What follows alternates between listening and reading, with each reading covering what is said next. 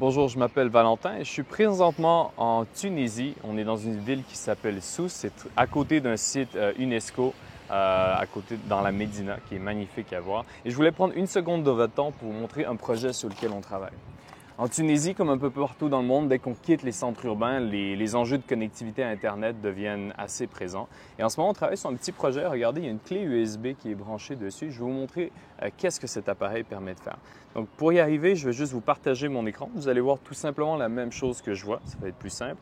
Et vous voyez, en ce moment, je suis en mode avion et je ne peux pas accéder à Wikipédia. Cet appareil, ce qu'il fait, en fait, c'est qu'il crée un hotspot.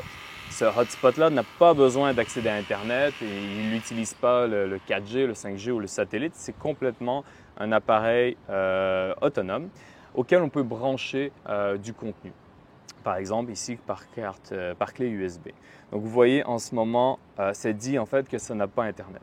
La manière que ça fonctionne, c'est si je vais dans Chrome et que je cherche à accéder à une pièce de contenu, ça va me rediriger sur notre plateforme. Donc, si je vais sur exemple gray.box, mais on peut changer l'adresse. J'ai plusieurs banques de données. En ce moment, une que j'ai découverte, que j'ai envie de partager avec vous, c'est le Wikipédia médical.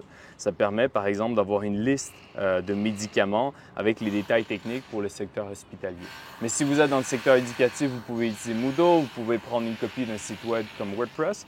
Ça peut être aussi des vidéos, PDF. Bref, vous le mettez sur une carte mémoire, mais l'appareil contient son propre stockage. On peut être une vingtaine de personnes à se connecter et on peut, par exemple, faire des activités avec un groupe de justement une vingtaine de personnes dans des zones où il n'y a aucune connectivité et être autonome.